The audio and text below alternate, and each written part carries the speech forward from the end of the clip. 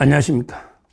이번에는 이제 이재명 정권이 지금 이게 오일 쇼크 이게 심각하거든요.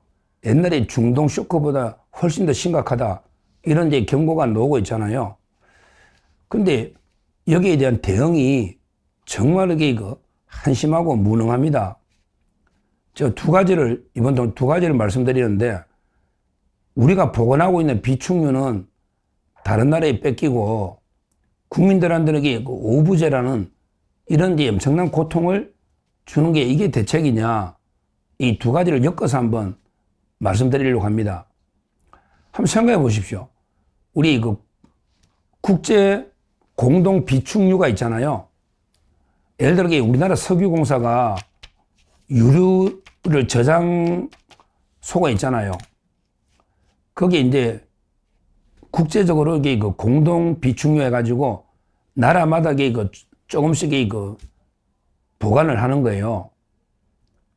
그러면 그 나라가 이제 시설로 보관하니까 진짜 위기가 닥치면 그 나라가 우선 그렇게 구매를 하는 거죠. 이게 국제 공동 비축유예요.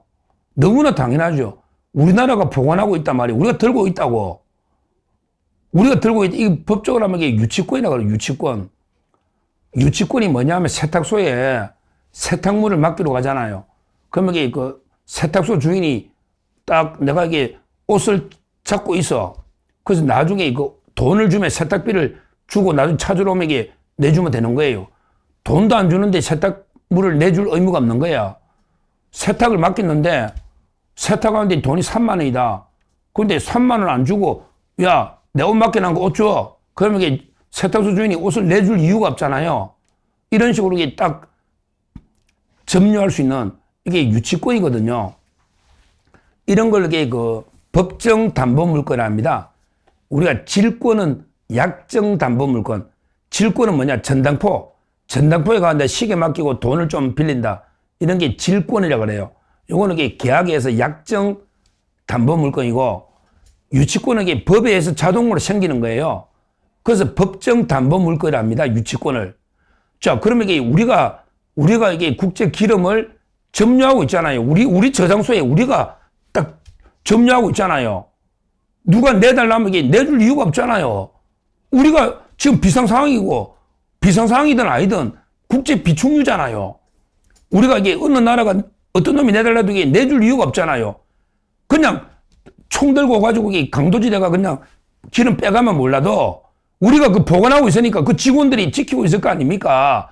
누가 빼줄 이유가 없잖아요. 이걸 왜 빼주냐 이 말이에요. 90만 배럴이나 우리 하루 전체 3분의 1의 양을 왜 빼주냐고요. 전 이거 원인을 밝히라는데 서로 이게 산자부나 석유공사가 딴소리나 짓거리고, 석유공사 이놈이 간지 3주 됐는데 자기가 비축유 잘 챙긴다고 해놓고 아무리 위에서 지시 없이 왜 내주느냐 이 말이에요. 아무리 원래 석유를 비축해놓은 중동의 회사가 있을 거 아니에요. 그 회사가 비싸게 딴 나라에 팔아먹으려고 어떻게 꼼수를 부리더라도 우리가 안 내주면 되잖아요. 그냥 우리가 점유하고 있으니까 우리가 점유하고 있잖아요. 점유. 그냥 안 내주면 되잖아. 아무리 비싸게 팔아도 못 준다. 중동에 기름 원래 비축해놓은 원래 주인이 이제 기름값이 오르니까 이게 중국이든 동남아시아든 이게 비싸게 팔아먹으려고 몰래 해도 우리가 점유하고 있으니까 이거 못 내준다. 이거는 우리 기름이니까 이미 비상 상황인데 왜 내주느냐? 누가 내주느냐? 이걸 지금 문제 삼고 있잖아요. 근데 왜 어디 내주는지 어디 팔았는지 왜 안 밝히느냐? 계속 제가 그걸 몇 번째 방송 3번째입니다. 왜 안 밝히느냐? 어느 나라에 팔아먹는지. 진짜 이게 이해가 안 돼. 이게 왜 비밀이야? 왜 국민을 속이느냐고. 어디 팔아먹는지 밝히라는데 이게 왜 국가 기밀이냐고. 어디 팔았냐고. 그건 이게 만약에 중동에 그 회사가 팔았으면 그 회사 잘못이라며. 그러면 이게 아무 잘못된 게 없으면 왜 안 밝히느냐고. 중동에 그 회사가 어느 나라에 팔아먹냐고. 거기 왜 우리가 기름을 내주느냐. 바보처럼. 그걸 지금 문제 삼는데 어느 나라인지 안 밝혀. 한국에 처음에 동남아시아라고 그러더니 나라를 안 밝혀요. 나라를 밝히고 최종적으로 그게 어떤 회사인데 어디로 갔는지를 밝히란 말이야. 왜? 미국에서 벌써 이게 뭐, 미국의 그 언론인들 뭐, 진 커밍스인가? 저는 이게 직접 안 보는데 제가 유튜브 보니까 성창경, 이게 강신업 이런 방송 제가 한 번씩 들어가 보는데 그 언론이 미국의 뭐, 진 커밍스인가? 뭐, 그렇죠. 제가 이게 인용의 방송 많이 알죠. 미국의 뭐 언론이 한 명 한 명마다 저희가 방송에 이렇게 인용할 수는 없지만 그러게 최소한 이게 미국에서도 의심하고 있는 게 있다. 의심하고 있는 게 있다. 왜냐하면 이게 최종 목적지가 북한 아니냐. 이런 게 글을 쓴 게 있다고 제가 직접 본 건 아닌데 제가 이게 성창경 강신업 유튜브에서 간접적으로 본 게 있다 이 말이에요. 미국에서 이런 게 그 언론인이 북한이 간 게 아닌가. 이걸 이렇게 의심하는 이런 게 글을 제가 방송을 간접적으로 본 적이 있다. 하여튼 그건 뭐 그거고 밝히라고 왜 안 밝히느냐고. 이게 왜 국가기밀이냐고. 안 되면 정보공개 청구해서라도 밝혀야 된다. 왜 제가 이게 밝혀야 된다 하느냐면요. 있을 수 없는 일이 벌어졌거든요. 우리가 점유하고 있는데 우리가 유치 점유하고 있다고 이걸 왜 내주느냐 말이야. 그게 이해가 안 되잖아요. 비축유인데. 국제 공동 비축유인데 평소에도 비축해놔야 되는 거니까 내줄 이유가 없고 더군다나 이게 위기 시에 우리가 우선 구입할 수 있는데 내줄 이유가 없잖아. 뭐 석유공사는 바보들만 있나? 허수아비만 있냐고. 허수아비가 그 물건을 내줄 수는 없잖아요. 그러니까 위에 지시가 없이 안 된다 이 말이야. 석유공 사장이 의심스럽다고 3주밖에 안 된 놈이 그 손주석인가 뭔가 저 몇 번 이야기했죠. 그 전라도 호남에 그 이야기 했잖아요. 이게 있을 수가 없는 일이거든요. 도저히. 근데 이걸 은폐하는 게 더 수상하잖아요. 은폐하는 게. 도저히 우리나라의 팔아먹은지 중동의 나라가 팔아먹을 거 아니에요. 왜 못 밝히느냐고. 어디 간지 알 거 아니에요. 몰라? 알겠죠. 모를 리가 없지. 중동에 그 110만 불은 우리가 붙잡아 90만 불이 나갔으니까 200만 불 중에. 근데 분명한 거는 우리 저장소에 있었단 말이에요. 일단. 그게 그냥 가다가 중동에서 바로 가다가 배 돌려가지고 팔아먹으면 우리가 못 잡지만 우리 안에 있었다고. 근데 이걸 내줬단 말이에요. 왜 내주느냐고. 이게 이해가 안 된다. 이 말입니다. 하여튼 이런 식으로 이게 있는 기름 다 뺏겨가지고 지금 오부지 한다고요. 이것도 이게 제가 제가 내일부터 이게 뭐 공무원부터 이게 한다. 뭐 만만한 게 공무원이 뭐 호구먼지, 홍어먼지 뭐 공무원이 만만하다고 이게 공무원들이 불편한 사람 많아요. 집도 먼 사람 많고 지금 이게 오부지 한 나라가 전 세계에 어디 있냐고요. 곧 아마 이게 공무원이 며칠 했으니까 아이고 국민 여러분 같이 이게 에너지 전략의 고통에 동참해 주십시오. 이런 게 또 개짖는 소리 할 겁니다. 전 세계 벌써 이게 오부자는 나라가 어디 있냐고요. 뭐 201불에 비축이 있다며. 그거 어디 있냐? 어디 있냐고. 아니 전 세계 최고 가격 한 데도 없고요. 오부자 나라가 제가 알기로 없어요. 저 미국에 다 물어봤어요. 미국에 저 뭐 가족이 미국 사니까 없어요. 일본도 없어. 중국도 없어. 아니 전 세계 오부자 나라가 어디 있냐고. 왜 우리만 대응을 잘못해가지고 이런 짓을 하느냐 이 말입니다. 실제 그러게 최고 가격도 안 맞다 그랬잖아요. 실제 그러면 이게 누가 손해보고 이게 파느냐 말이야. 그건 이게 다 반시장적인 정책이에요. 이재명이 이러면 이게 무조건 통제해서 최고 가격에 강제로 이게 차 못 걸게 오부제 뭐 이런 식의 강압적인 외에는 뭔가 이게 좀 창의적으로 어떻게 수입선을 다변해가지고 좀 이게 기름을 확보해서 국민들이 좀 할 수 있도록 이런 국제 왕따니까 뭐 이런 노력을 못 하는 거죠. 이미 윤석열 대통령이 확보해놓은 UAE, 아랍에미리트 윤 대통령이 확보해놓은 거, 거기 강훈식이가 가가지고 3천 헛소리 하면서 그 몇 개, 오늘 그거 외에는 없어요. 그거는 윤 대통령이 해놓은 거예요. 윤 대통령이 해놓은 거라고. 그 외에는 게 확보한 게 뭐냐고. 이재명 정부 기름 확보한 게 뭐냐고. 바보처럼 지금 이게 뭐 이란하고 협상이 되나, 아니면 이쪽에 협상이 되나, 뭐 안 되잖아요. 아무것도 이게 못 해놓고 그래 오부제부터 덜카는 전 세계에 이런 나라가 어딨냐 말이야. 오부제 최고 가격. 하여튼 이 바보처럼 있는 기름은 국제 공동 비축유 있는 기름은 뺏긴지 뭐 지원한다고 위에서 시켜가지고 그냥 주지. 이게 뺏길 리가 있나? 이게 그냥 내줄 리가 있나? 왜 지시 없이 내줄 리가 없잖아요. 이 의혹을 안 되면 이게 국정조사라도 국정감사라도 밝혀야지. 좀 국민의힘 좀 싸워봅시다. 이 큰 문제 기름이 어디 갔는지 북한 갔으면 어떡할 거예요? 벌써 그런 거리 나오잖아. 국민의힘도 좀 정찰해서 계속 이슈화 시기라고 밝히라고. 의원들이 밝히라고 계속 싸우란 말이야. 이거 밝혀야 된다고. 정말 이게 심각한 문제다. 이렇게 보고 하여튼 이 무능한 대책 정말 이런 게 좌파 정권 이런 게 무능한 정권을 일 잘한다고 아이고 이재명이가 일은 좀 하네 이러면서 그 여론 조작했는지 뭐 여론 쪽 올리는 거 보면 이게 진짜 한심하다 이렇게 보고요. 하여튼 끝까지 한번 제가 어디 갔는지 국민의힘의 의원들한테 계속 제가 압박 열 겁니다. 지도부나 이게 반드시 밝혀내야 된다 이렇게 말씀드립니다. 감사합니다.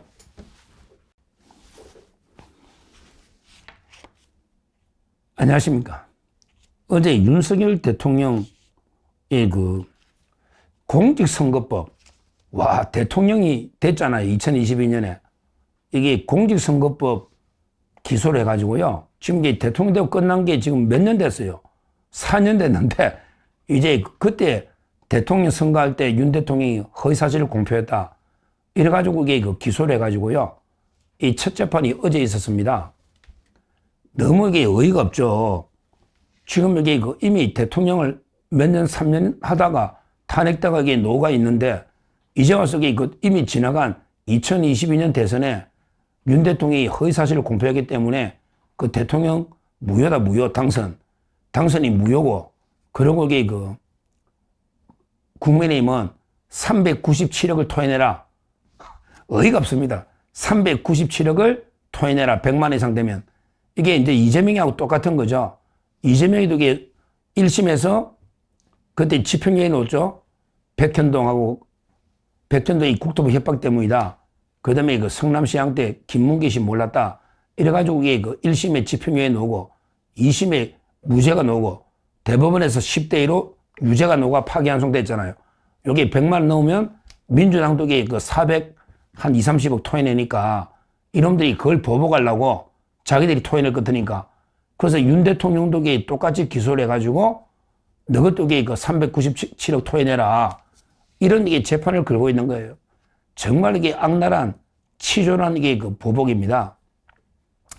그러면 이게 내용이 두 개인데 진짜 어이가 없어요.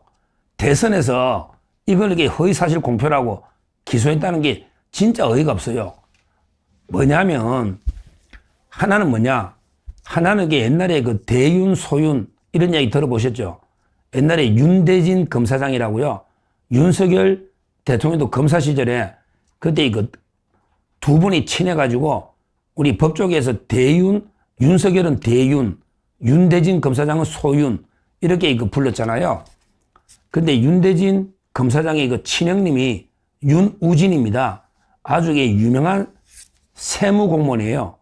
저도 이게 그분이 안산 세무서장 할 때 저도 이게 직접 만나 식사도 하고요.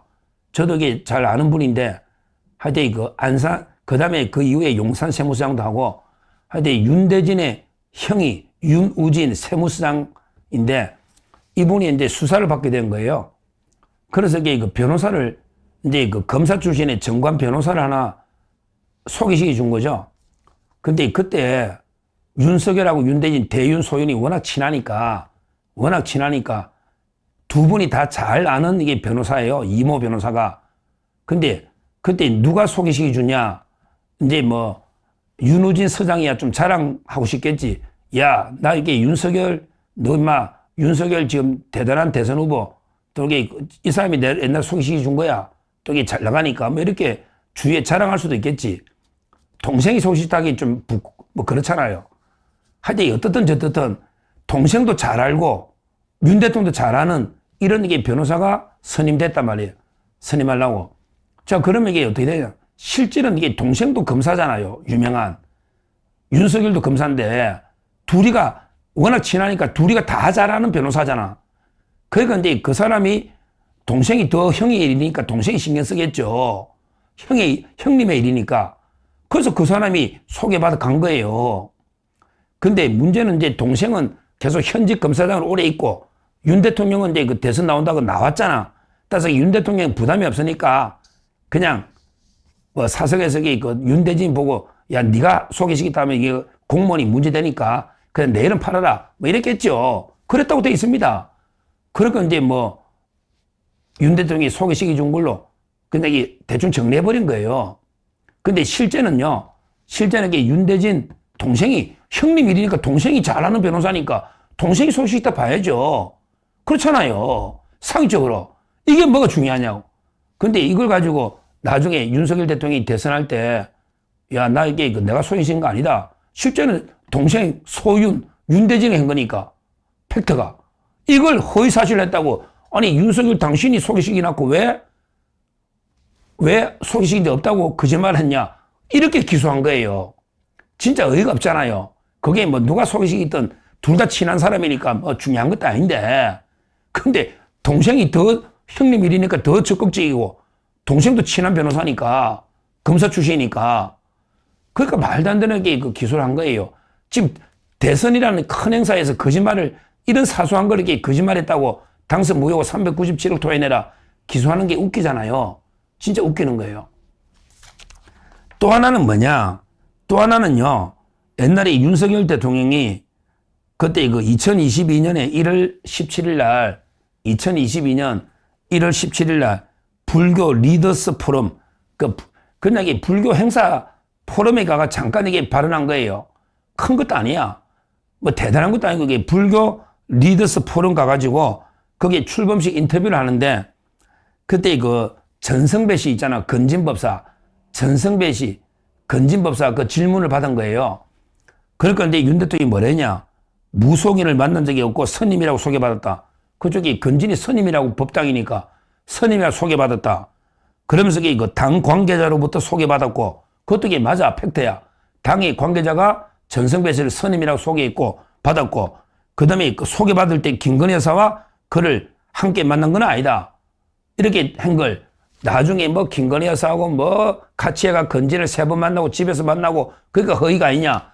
이렇게 기소를 했는데 윤 대통령 이야기는 뭐 3번 만나가 집에 온 것도 기억이 안 나고 그것도 기억이 안 나는데 중요한 거는 처음 어디서 어떻게 만났냐 이 질문으로 이해를 한 거예요. 그러니까 처음에 스님으로 소개하고 받고 그러고 그 당 관계자로도 소개받았고 처음에 소개받을 때 김건희 여사는 없었으니까 없었다. 이렇게 질문을 답변한 걸 가지고 야 나중에 너 김건희와 같이 만났으니까 허위다. 이런 말도 안 되는 게 기소가 이게 말이 됩니까? 처음에 김건희 여사 없었고 당 관계자로부터 스님이라고 생각하고 이게 소개받았다. 이 질문의 취지로 답을 한 건데 이걸 이게 그 이후에 김건희 여사하고 뭐 만난지 안 만난지 윤 대통령 기억도 잘 안 난다는데 하여튼 그걸 가지고 지금 몇 년이 지났습니까? 이걸 이게 그 허위사실로 이게 기소, 2개를 기소한 거예요. 이런 게 치졸한, 와, 정말 이게 옹졸하잖아요. 이재명이 기소된 걸 이게 그 물타기 하려고 윤 대통령. 그래, 이 2개 거짓말로 대통령 당선 무효하고 390 토해내라면 전 세계가 뭐라고 하겠습니까? 완전한 거짓말도 아니고. 그렇잖아요. 기억에 처음 어떻게 전생 만났냐. 그래, 스님으로 소개받았다. 그때 당 관계자한테 받았다. 그때는 김건희 여사 없었다. 내 혼자 만났다. 이거 아닙니까, 지금? 와, 참 이게 어이가 없어요. 어이가 없어요. 근데 이게 더 웃기는 게요. 선거법이 공소시효가 6개월이잖아요. 선거법이 공소시효가 6개월이거든요. 근데 이 발언한 건 오래됐잖아요. 근데 어떻게 계산하냐. 당선되고부터 계산해. 당선되고 나서 이제 그 취임할 때까지 그거는 이게 공소시효가 지나가니까 당선일부터 6개월로 보는 거예요. 그러니까 대통령 선거 끝나고 당선되고 그다음에 그 취임하고 그때가 2달 정도 공소시효가 지났다. 자, 그다음에 대통령 중에 있을 때는 특권이 있으니까 공소시효가 정지가 된다. 그다음에 대통령이 탄핵됐을 때부터 다시 이게 공소시효가 진행된다. 근데 탄핵되고 나서 딱 몇 달, 4개월만 지나면 끝나잖아요. 6개월이. 근데 그때요. 민주당이 법을 하나 만들어, 특검법을. 와, 이놈들 이게 진짜 악랄한 놈들이 특검법에 하나 만들어 붙이게 이 법에 의해서 선거법의 공소시효가 이 법에 의해서 정지된다. 이렇게 딱 부칙을 만드는 거야. 그래서 이게 며칠 공소시효 남겨두고 공소시효를 정지된다고 특검법을 만들어가지고 그래서 그 법에 의해서 지금 기소를 해가지고 어제 첫 재판이 벌어진 겁니다. 와, 참 이게 보면 진짜 이렇게 저는 악랄한 정치법원하는 이런 게 놈들은 처음 봅니다. 어제 이거 형사합의 21부 조순표 부장판사입니다. 형사합의 21부 조순표 부장판사 심리로 열렸는데 제가 보기에 이걸 공소시효를 억지로 그 특검법에 6개월인데 이걸 이게 멈춘 것도 정말 이게 말도 안 되는 이야기고 그 자체가. 근데 문제는 이걸 가지고요. 이걸 가지고 이 대통령 무효가 된다. 우리 옛날에는 대통령 선거할 때 엄청난 큰 거 가지고 싸웠잖아요. 근데 지금 이게 뭡니까? 아니 아무 관계 없는 뭐 변호사를 누가 소개시키냐 안 주냐. 이게 뭐 국민들이 판단하는데 뭐가 그렇게 중요한 문제고 그렇잖아요. 아무것도 아니잖아요. 실제. 그리고 이 건진도 그래. 나중에야 뭐 건진이 뭐 뇌물어줘 해도 그 당시로 가보라고. 2021년에 가면 이 건진이 뭐 누군지 뭔지 아무것도 아닌데 아니 부인이 있었으면 어떠고 부인이 없었으면 또 어때? 아무것도 아니잖아요. 처음 소개받은 걸 설명한 거에 불과하죠. 이제 와서 뭐 건진이 김건희 뭐 주고 돈을 거 그건 최근의 이야기고 이 발언이 언제적이냐. 이 발언이 이미 4년 5년 전의 이야기 아닙니까? 이게 2021년 12월 발언인데 용산 세무서장 2021년이면 지금 이게 거의 뭐 5, 6년 전의 이야기인데 그때 그게 뭐가 중요하냐고요. 변호사를 이게 좀 누가 만나고 소개시켜준다 해서 뭐 이게 표가 없어지느냐? 그것도 아니잖아요. 말도 안 되는 게 이야기를 하고 있다. 더군다나 이게 동생이 그 유명한 소윤 검사인데 그리고 동생하고 잘 아는 변호사인데 말라고 이게 그 윤 대통령이 합니까? 동생이 그냥 알아서 형님 사건이니까 당연히 선임하겠죠. 말도 안 되는 게 이야기다. 이 말입니다. 저는 이게 당연히 뭐 무죄가 노예된다. 공소기각 해는 게 맞고요. 무죄가 노예된다 보는데 이 가족이 벌금 뭐 100만 원 이상 때려가지고 국민이 397억 토해내라. 그 다음에 윤 대통령 당선 무효니까 아예 뭐 대통령 역사책에서 없애버리라. 뭐 이런 식으로 이게 하면 이게 엄청난 이게 정치 보복이 말도 안 되는 게 전 세계 아마 우선거리 될 겁니다. 하여튼 그 대통령 변호인단들, 변호인단들 통해서 제가 취재한 건데 정말 고생 많이 하고 있고요. 국민의힘도 좀 관심을 좀 가지세요. 매일 이게 전륜이 아니고 397억을 토해내는 건 국민의힘 아닙니까? 계속 이 전륜이 중요한 게 아니고 지금 대통령이 말도 안 되는 걸 탄압받고 있으면 이런 건 이게 논평이나 좀 내서 비판해야 될 거 아닙니까? 이게 말이 되는 이게 기소냐? 말이 되는 기소냐? 이렇게 강하게 싸워야 된다. 이렇게 보고요. 하여튼 뭐 이게 이제 잘 됐죠. 뭐 이렇게 이거야 뭐 무죄나 노지 않겠습니까? 공소기한이나. 이거 놓으면 이제 그래 보자. 너 이재명 너 어떻게 중단되기 때문에 더군다나 이재명이는 대법원에서 10대 1로 이미 유죄가 확정된 겁니다.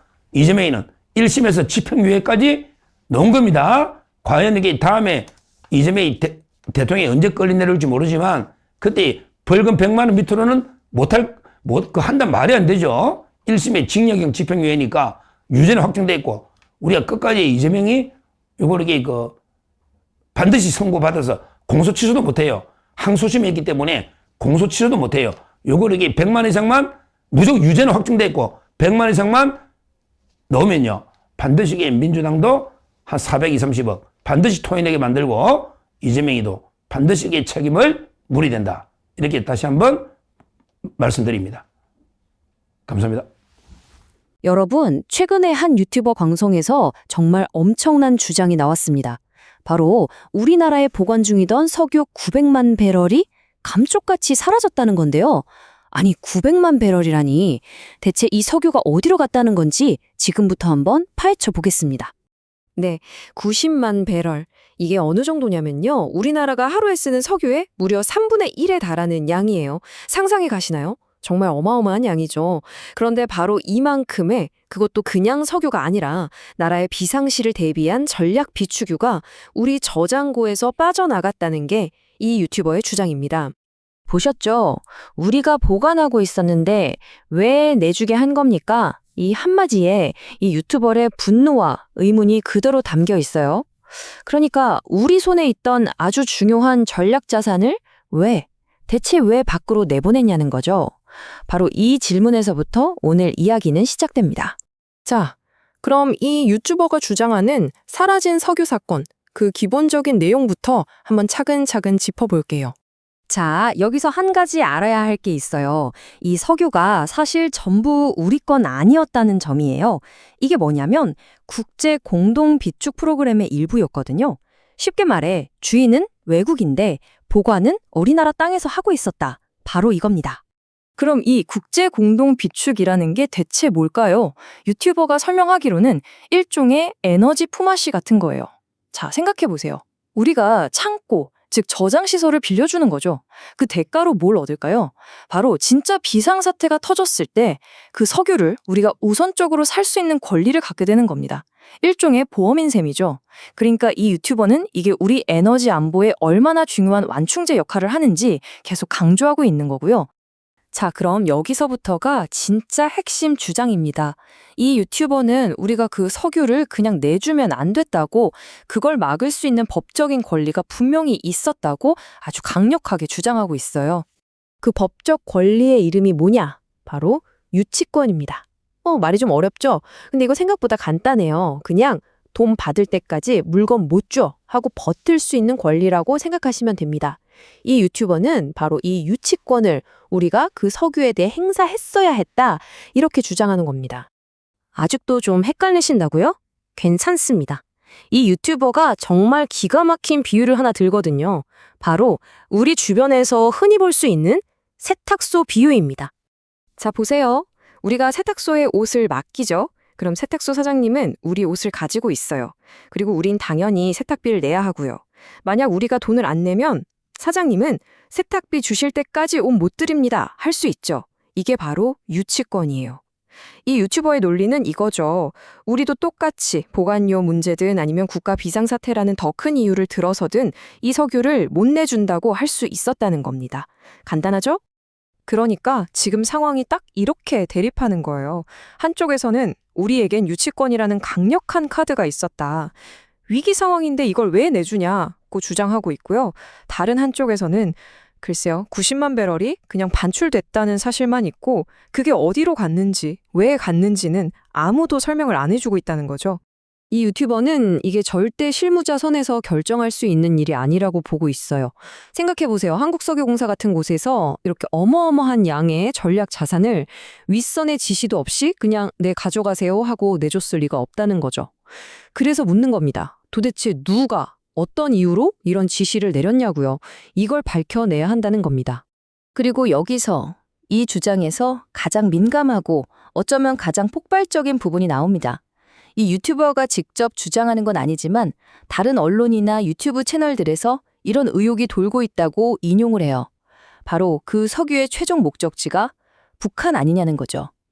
다시 한번 말씀드리자면 이건 확인된 사실이 아니라 어디까지나 그런 의혹이 있다고 전하는 내용입니다.